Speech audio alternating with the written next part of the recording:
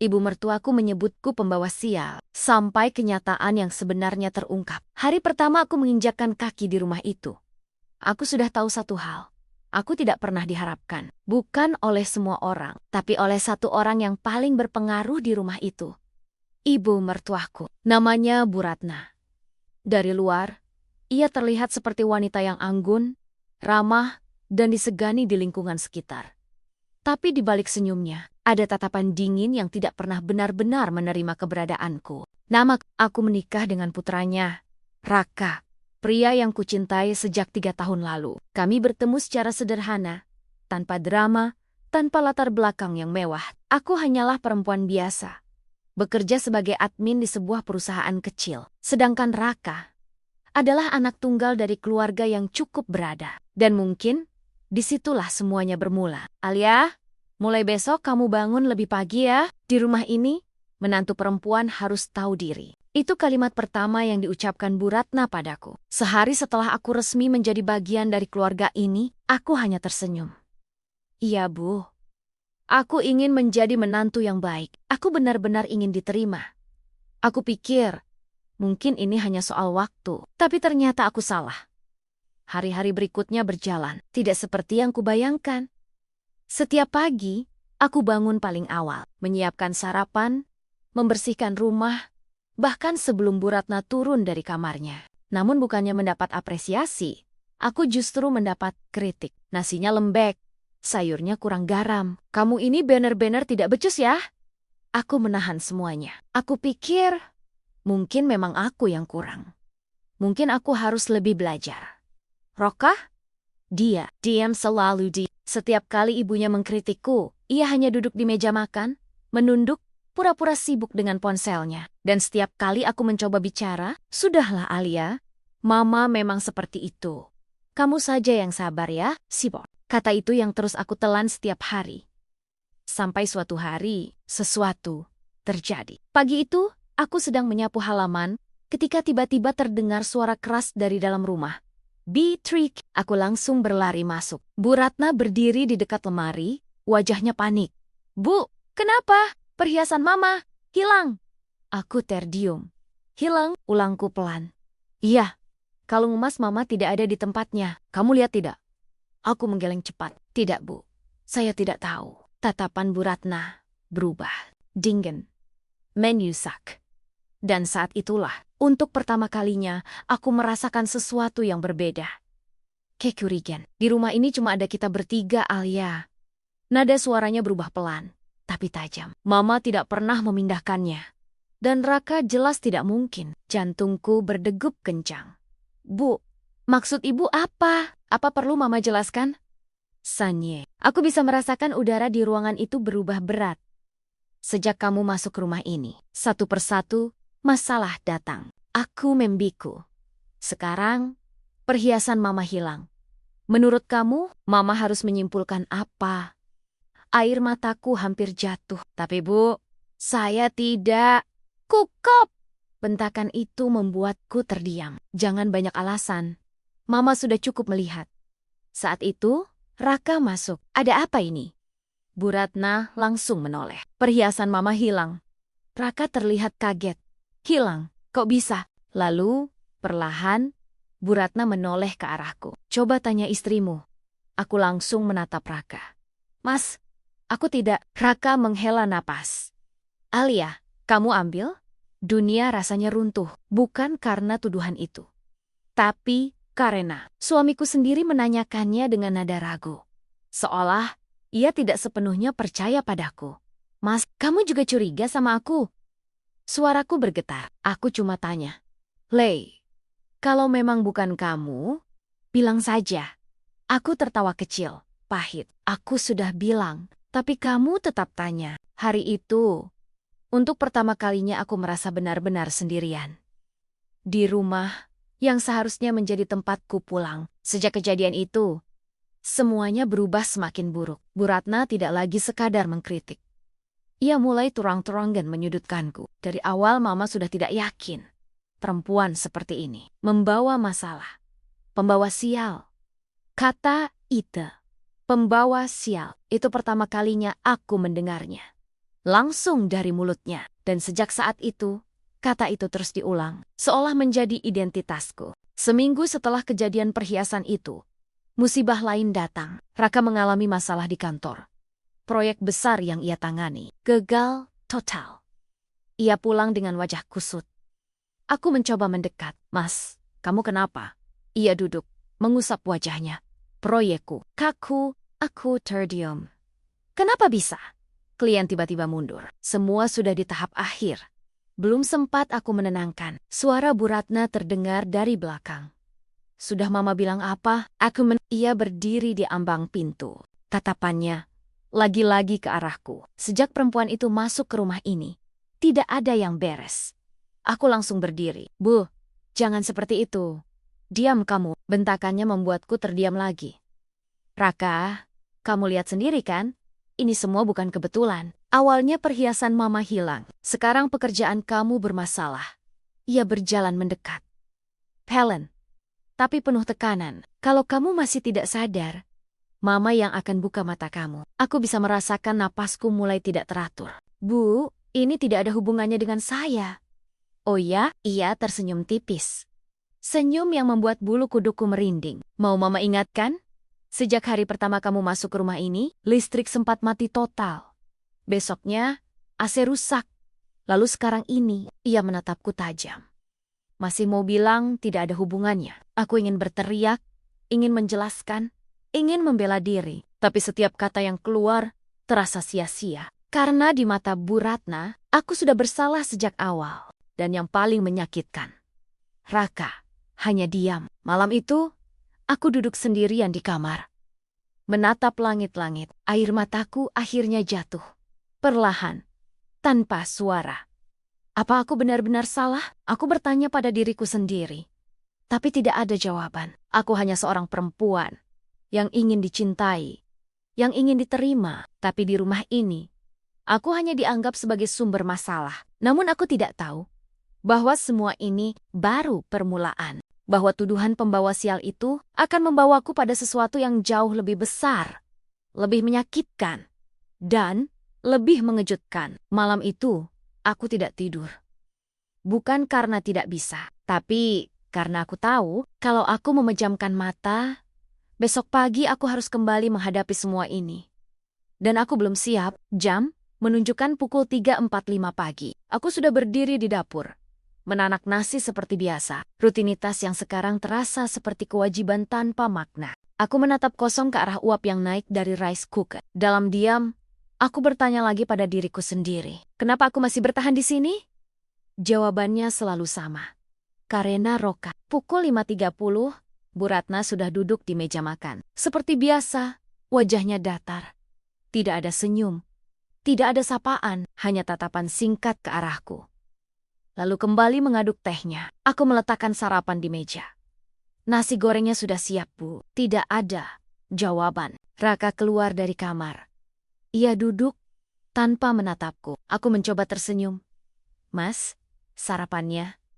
Hanya itu. Suasana pagi itu lebih dingin dari biasanya. Dan aku tahu, ini belum selesai. Benar saat baru saja aku hendak kembali ke dapur, suara Bu Ratna terdengar. Alia. Aku berhenti. Iya, Bu. Ia tidak langsung bicara. Ia hanya menatapku. Lama, seolah sedang menimbang sesuatu. Kamu hari ini tidak usah kemana-mana. Aku mengernyit. Maksud Ibu? Tetap di rumah. Mama mau bersih-bersih. Aku mengangguk pelan. Iya, Bu. Tapi entah kenapa, hatiku tiba-tiba tidak enak, seperti ada sesuatu yang akan terjadi. Dan benar saja, sekitar pukul 9 pagi, semuanya dimulai. Alia, sini. Suara Bu Ratna memanggil dari ruang tamu. Nada suaranya keras. Aku langsung berlari kecil. Iya, Bu.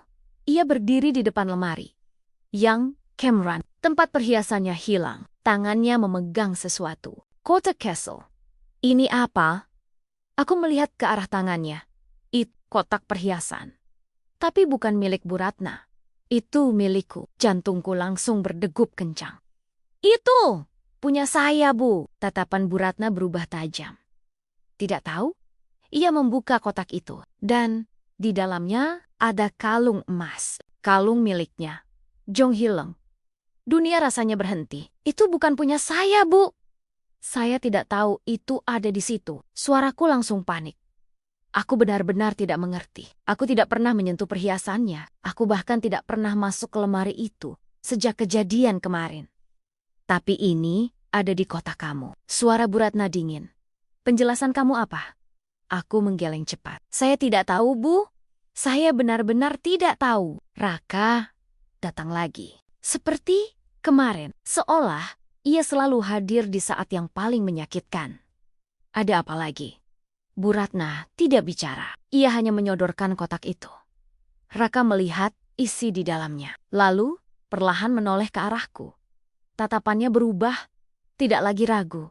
Tapi kacua, Alia. Satu kata itu cukup untuk menghancurkanku. Mas, aku tidak. Kenapa kamu bohong?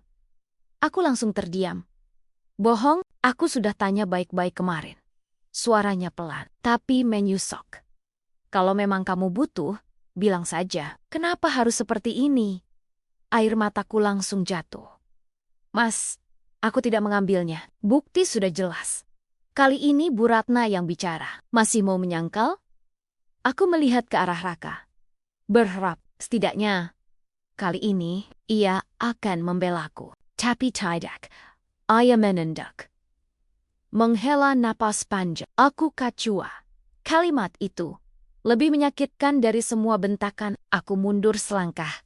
Tanganku gemetar. Jadi, kamu percaya aku mencuri? Raka tidak menjawab. Dan diamnya adalah jawaban. Hari itu, aku tidak lagi hanya disebut pembawa sial. Aku menjadi pencuri. Mulai sekarang, kamu tidak usah pegang opo-opa di rumah ini. Suara Bu Ratna terdengar tegas. Semua mama yang urus, aku hanya berdiri. Tidak mampu membalas. Dan sejak saat itu, perlakuan mereka berubah drastis. Aku tidak lagi dianggap bagian dari keluarga. Aku seperti orang asing. Aku makan sendiri, aku tidur dengan perasaan hampa. Bahkan ketika aku berbicara, tidak ada yang benar-benar mendengarkan. Dan yang paling menyakitkan, Raka mulai menjauh. Dulu, ia masih duduk di sampingku. Sekarang, ia lebih sering menghindar. Suatu malam, aku mencoba bicara lagi. Mas, kita harus bicara. Ia terlihat lelah. Apalagi Lai, aku tidak mencuri. Aku menatapnya langsung. Mas, tolong percaya sama aku. Ia diam sebentar. Lalu tersenyum tipis. Tapi bukan senyum hangat. Senyum yang penuh lelah. Kalau bukan kamu, terus siapa? Aku terdiam karena aku tidak punya jawaban. Dan mangkir. Itu yang membuat semuanya semakin sulit. Hari demi hari berlalu. Dan keadaan semakin memburuk. Sampai suatu hari, sesuatu yang lebih besar terjadi. Raka kehilangan pekerjaannya. Ia pulang lebih awal. Wajahnya pucat, langkahnya lemas. Mas, aku langsung mendekat. Kamu kenapa? Ia duduk, tanpa menjawab. Tangannya gemetar. Aku dipecat. Aku memberku, kenapa? Ia tertawa kecil, tapi tidak ada bahagia di sana. Proyek gagal kemarin. Ternyata ada masalah besar, perusahaan rugi besar. Belum sempat aku menenangkan, suara Bu Ratna kembali terdengar. Sudah Mama bilang apa? Aku menutup mata, seolah sudah tahu kemana arah ini akan pergi. Perempuan itu benar-benar membawa sial. Aku menatap lantai, air mataku jatuh lagi. Kali ini, aku tidak membela diri. Aku tidak bicara, aku tidak melawan. Karena untuk pertama kalinya, aku mulai lelah. Dan di dalam hatiku, muncul satu pertanyaan yang tidak pernah ada sebelumnya. Haruskah aku pergi? Namun aku tidak tahu bahwa keputusan yang akan kuambil akan membuka rahasia besar yang selama ini tersembunyi. Dan seseorang diam-diam mulai memperhatikanku. Hari itu, aku benar-benar hampir pergi.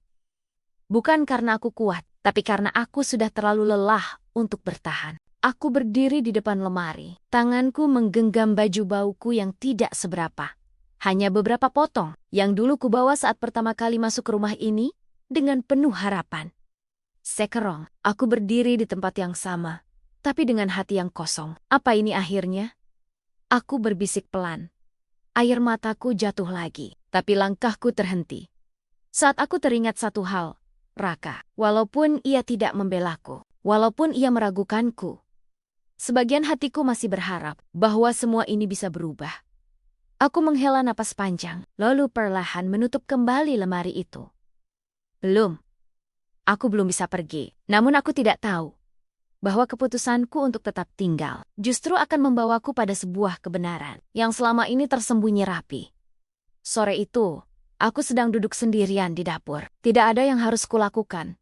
Karena sejak aku dituduh mencuri, semua pekerjaan diambil alih oleh Bu Ratna.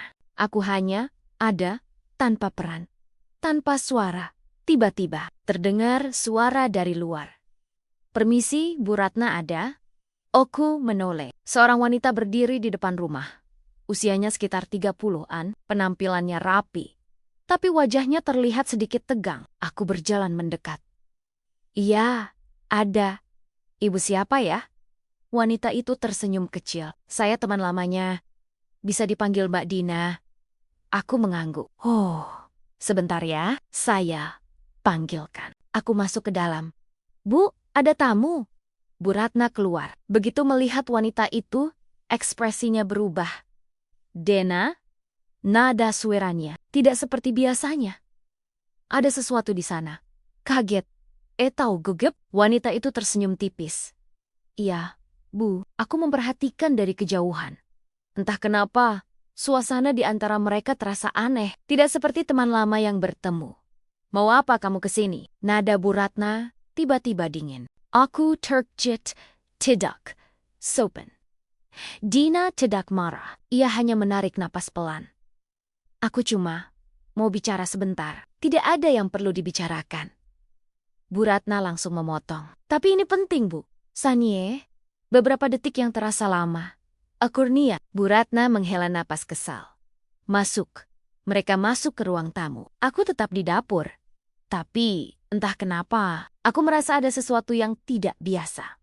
Dan tanpa sadar, langkahku mendekat pelan, berhenti di dekat pintu. Aku tidak berniat menguping, tapi suara mereka terdengar jelas. "Kenapa kamu datang ke sini?" tanya Bu Ratna. "Karena aku tidak bisa diam terus." Jawaban Dina tegas. "Apa maksud kamu? Apa ibu tidak merasa ini sudah keterlaluan?" Aku mengernyit. "Keterlaluan? Aku tidak tahu kamu bicara apa." Nada Bu Ratna mulai tinggi. "Alia." Namaku disebut, jantungku langsung berdegup. Perlakuan ibu ke Alia itu tidak benar. Aku membik, "Jangan ikut campur urusan keluarga saya." Bentakan Bu Ratna terdengar jelas. "Aku tidak ikut campur kalau ini tidak melibatkan kesalahan." "Sanye lagi. Apa kamu lupa siapa yang dulu membantu keluarga ibu?" Aku semakin bingung. Apa maksudnya ini? "Sudah cukup, Dina. Belembo." Suara Dina mulai bergetar. 3 tahun lalu, saat usaha keluarga ibu hampir bangkrut, siapa yang diam-diam membantu? Aku terdiam. Dan sekarang, orang yang sama, ibu perlakukan seperti ini? Jantungku berdetak lebih cepat. Perasaan aneh mulai muncul. "Apa kamu mau bilang?" Suara Bu Ratna mulai pelan. "Alia, namaku lagi. Perempuan yang ibu sebut pembawa sial itu, justru yang selama ini membantu keluarga ibu." Dunia rasanya berhenti. "Apa maksud kamu?" Suara Bu Ratna terdengar gemetar. Dina menarik napas dalam. "Perusahaan kecil tempat Alia bekerja dulu. Itu bukan perusahaan biasa." Aku membeku di tempatku berdiri. "Itu perusahaan milik pamannya." Aku menutup mulutku sendiri. "Dan dana yang masuk ke usaha keluarga ibu 3 tahun lalu, sunyi. Itu berasal dari Alia." Jantungku berdegup keras. Aku tidak pernah menceritakan ini ke siapapun, bahkan ke Raka, karena aku tidak ingin dianggap membeli cinta mereka. Aku hanya ingin diterima sebagai diri sendiri. Tapi dia tidak pernah bilang. Suara Bu Ratna melemah. "Iya, karena dia tidak ingin ibu merasa rendah." Air mataku jatuh. "Alia itu bukan pembawa sial." Dina melanjutkan. "Dia justru yang selama ini menjaga keluarga ini dari kehancuran." Aku tidak kuat lagi. Air mataku jatuh tanpa henti. Selama ini, semua yang kulakukan, semua yang kutahan, semua yang kusembunyikan, akhirnya terungkap. Tapi Aku tidak tahu apa yang akan terjadi setelah ini. Dan di dalam ruang tamu itu, untuk pertama kalinya, aku melihat Bu Ratna terdiam tanpa kata. Aku tidak bisa lagi hanya berdiri diam. Tanganku gemetar, tapi kakiku melangkah pelan menuju ruang tamu. Ketika aku muncul di ambang pintu, semua mata langsung tertuju padaku. Bu Ratna, Dina dan Raka. Aku tidak tahu sejak kapan Raka ada di sana. Tapi yang jelas, ia sudah mendengar semuanya. Suasana hening. Tidak ada yang bicara. Tidak ada yang bergerak. Aku menarik napas dalam. Lalu, untuk pertama kalinya sejak aku masuk ke rumah ini, aku bicara. Ibu benar, suaraku pelan, tapi cukup untuk memecah keheningan. Bu Ratna menatapku. Tatapannya berbeda. Bukan lagi penuh kebencian, tapi kebingungan. Alia, aku menggeleng pelan. Selama ini, saya memang tidak pernah bilang apa-apa. Air mataku mulai jatuh. Karena saya tidak ingin, ibu merasa saya membantu lalu menuntut balasan. Sanye, saya hanya ingin diterima. Kata itu keluar begitu saja. Juga, tanpa ditahan lagi, Raka menatapku. Matanya mulai berubah. Mas, aku menoleh ke arahnya. Maaf, aku tidak pernah cerita. Ia membuka mulutnya, tapi tidak ada kata yang keluar. Aku tersenyum kecil. Pahit. Bukan karena aku tidak percaya kamu, tapi karena aku ingin kamu mencintaiku. Tanpa beban. Air mataku jatuh lagi. Tapi ternyata aku salah. Aku menandak. Karena di rumah ini, aku tidak pernah benar-benar dianggap. Suasana semakin berat. Alia, suara Bu Ratna akhirnya terdengar. Pelan. Bergetar. Apa semua itu benar? Aku mengangguk. Iya, Bu. Perusahaan itu milik paman saya dan saya yang meminta beliau membantu. Waktu usaha keluarga hampir tutup, Bu Ratna terduduk perlahan, seperti kehilangan kekuatan. Kenapa? Kamu tidak pernah bilang. Aku tersenyum lagi, karena saya tidak ingin dihargai karena uang, Bu. Sanye, aku bisa melihat. Wajah Bu Ratna mulai berubah. Semua keyakinannya perlahan runtuh. Tapi soal kalung itu, aku mengangkat wajahku. Itu bukan saya, Bu. Suaraku tegas. Untuk pertama kalinya, aku tidak pernah menyentuh perhiasan ibu. Raka langsung menatapku. Kalau bukan kamu, aku juga ingin tahu. Siapa? Sunyi kembali. Dan saat itulah, Dina bicara lagi. Aku mungkin tahu siapa? Semua mata langsung tertuju padanya. Apa maksud kamu? Tanya Raka cepat. Dina menarik napas. Ada satu orang yang sempat datang ke rumah ini beberapa hari lalu. Aku mengernyit. Siapa? Keponakan jauh ibu yang kemarin sempat menginap. Bu Ratna langsung terangkat wajahnya. Rina? Dina mengangguk. Aku sempat lihat dia masuk ke kamar ibu waktu itu. Jantungku berdegup kencang.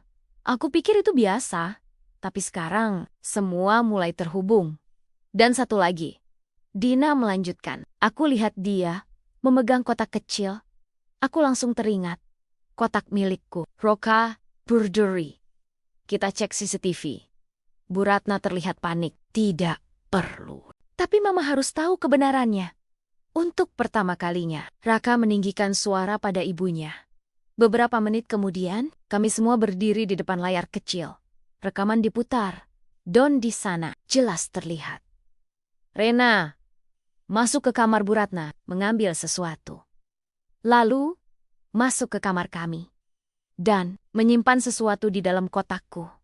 Sunyi. Sangat sunyi. Aku menutup mataku. Air mataku jatuh lagi. Bukan karena sedih, tapi karena akhirnya kebenaran itu muncul. Raka mundur selangkah. Alia, suaranya bergetar. Tuh. Tapi aku menggeleng. Sudah mas, aku tersenyum kecil. Terlambat, Bu Ratna berdiri perlahan. Wajahnya pucat. Alia, mama. Aku menatapnya, dan untuk pertama kalinya, aku tidak melihat kebencian di matanya. Aku melihat penicillin. Tapi, hatiku sudah terlalu lelah. Saya pamit, Bu. Semua terdiam. Aku berbulik. Melangkah ke kamar, mengambil tas kecilku. Dan saat aku keluar lagi, Raka berdiri di depan pintu. "Alia, jangan pergi." Aku menatapnya. Air mataku jatuh lagi. "Mas, aku sudah terlalu lama bertahan. Dan aku sudah tidak punya tenaga lagi." Raka menggeleng. "Aku salah, aku tahu. Tapi tolong, jangan pergi." Aku tersenyum. Kadang, pergi itu bukan karena tidak cinta, tapi karena terlalu sakit untuk tetap tinggal. Sanyi, aku melangkah, melewatinya, dan kali ini tidak ada yang menahanku di belakangku. Aku mendengar suara Bu Ratna, "Alia," tapi aku tidak menoleh. Karena aku tahu, kalau aku menoleh, aku mungkin tidak akan kuat pergi. Dan untuk pertama kalinya sejak aku menikah, aku keluar dari rumah itu. Bukan sebagai menantu, tapi sebagai seseorang yang akhirnya memilih dirinya sendiri. Rama itu terasa berbeda. Sepi, bukan karena tidak ada orang, tapi karena kehilangan sesuatu yang selama ini tidak pernah disadari keberadaannya. Bu Ratna duduk sendirian di ruang tamu. Tatapannya kosong. Tangannya menggenggam sapu tangan yang sejak tadi tidak berhenti ia gunakan untuk menghapus air mata. "Alia." Namaku keluar pelan dari bibirnya. Untuk pertama kalinya, bukan dengan nada benci, tapi dengan penyesalan. Semua kejadian beberapa jam lalu masih terputar jelas di kepalanya. Kalung yang ternyata bukan dicuri Alia. Fitnah yang selama ini ia yakini. Tatapan Alia yang penuh luka. Dan kalimat terakhir itu, kadang pergi itu bukan karena tidak cinta, tapi karena terlalu sakit untuk tetap tinggal. Bu Ratna menutup wajahnya. Air matanya jatuh lagi. Kenapa Mama tidak melihatnya dari dulu? Di sudut ruangan, Raka berdiri dengan wajah yang tidak kalah hancur. "Semua ini salahku juga, Ma." Suaranya pelan. Bu Ratna menggeleng cepat. "Tidak, Raka. Tapi Mama yang paling bersalah." Ia mengangkat wajahnya. Dia sudah berbuat begitu banyak, tapi Mama malah menghancurkannya. Raka mengepalkan tangannya. Aku bahkan tidak mempercayainya. Untuk pertama kalinya, mereka menyadari satu hal. Mereka tidak kehilangan seorang menantu. Mereka kehilangan seseorang yang selama ini tulus mencintai mereka. Dan mereka tidak menjaganya. "Raka." Suara Bu Ratna bergetar. "Kari, Alia." Raka langsung mengangkat wajahnya. Bawa dia pulang. Ia terdiam. Kalau dia masih mau. Kalimat terakhir itu terdengar sangat kecil. Seolah ia sendiri tidak yakin. Raka tidak menjawab. Ia hanya mengambil jaketnya dan keluar dari rumah. Malam itu, aku duduk di sebuah kamar kecil. Kamar milik sahabatku, Nisa. "Alia, kamu yakin tidak mau kembali dulu?" Aku menggeleng pelan. "Aku butuh waktu, Nis." Nisa mengangguk, tidak memaksa. Aku menatap kosong ke arah jendela. Perasaanku seperti campur aduk. Sedih, lelah, tapi juga sedikit lega. Untuk pertama kalinya, aku tidak harus menahan semuanya sendirian. Tiba-tiba, ponselku bergetar. Nama itu muncul di layar Raka. Jantungku berdegup kencang. Aku menatapnya lama. Lalu, mengangkat telepon itu. "Hello." Sunyi beberapa detik. Alia, suaranya berbeda. Lebih pelan. Lebih rapuh. "Aku minta maaf." Air mataku langsung jatuh. Aku tidak menjawab. Aku tahu, aku tidak pantas minta apa-apa lagi. Tapi, aku cuma mau kamu tahu. Aku salah. Tanganku gemetar. Aku harusnya percaya kamu. Dari awal, air mataku semakin deras. Suaraku hampir tidak keluar. Aku capek. Aku tahu. Jawaban Raka pelan, dan aku tidak akan maksa kamu untuk kembali. Aku menutup mata, tapi izinkan aku memperbaiki semuanya. Hatiku bergetar, bukan untukku saja, tapi juga untuk Mama. Aku terdiam. "Mama, ingin ketemu kamu." Jantungku berdegup lagi. Aku tidak langsung menjawab. Karena sejujurnya, aku masih takut. Tapi di dalam hatiku, ada sesuatu yang bergerak. Kenangan, harapan, dan rasa yang belum sepenuhnya hilang. Keesokan harinya, aku berdiri di depan rumah itu lagi. Rumah yang sama, yang dulu membuatku merasa tidak diinginkan. Tanganku dingin. "Alia, kamu yakin?" Tanya Nisa pelan. Aku mengangguk. Ini harus diselesaikan. Aku melangkah. Pintu terbuka. Don di sana. Bu Ratna berdiri. Begitu melihatku, air matanya langsung jatuh. Alia, suaranya bergetar hebat. Aku terdiam. Untuk pertama kalinya, aku melihatnya seperti ini. Rapuh. Ia melangkah mendekat. Lalu, tanpa peringatan, ia memelukku. Maafkan Mama. Aku membiku. Maaf, karena sudah menyakitimu. Air mataku ikut jatuh. Maaf, karena tidak melihat ketulusan kamu. Pelukannya semakin erat. Maaf, karena menyebut kamu pembawa sial. Tanganku perlahan terangkat dan membalas pelukannya. Aku menanggus. Bukan karena sakit lagi, tapi karena akhirnya semua yang selama ini kupendam terlepas. Saya juga minta maaf, Bu. Suaraku terputus. Kalau selama ini belum bisa jadi menantu yang baik. Bu Ratna langsung menggeleng. Tidak, Alia. Ia melepaskan pelukannya dan menatapku dengan mata penuh air mata. Kamu sudah lebih dari cukup. Aku tersenyum di tengah air mata. Untuk pertama kalinya, aku merasa diterima. Raka berdiri tidak jauh dari sana. Matanya juga basah. Ia mendekat perlahan. Alia, aku menatapnya, dan di matanya aku melihat sesuatu yang dulu sempat hilang. Aku tidak akan meminta kamu langsung kembali. Tapi, bolehkah aku mulai lagi? Aku hanya bisa terdiam. Lalu, perlahan tersenyum. Kita mulai pelan-pelan ya, Mas. Ia mengangguk cepat. Dan untuk pertama kalinya, senyum itu kembali. Beberapa bulan kemudian, rumah itu berubah. Bukan karena perabotnya, tapi karena orang-orang di dalamnya. Bu Ratna tidak lagi dingin. Ia mulai belajar menghargai. Raka tidak lagi diam. Ia belajar untuk mendengar. Karena aku tahu, aku bukan pembawa sial. Aku hanya seseorang yang terlalu lama tidak dipahami. Don Ekunia disintai dengan cara yang seharusnya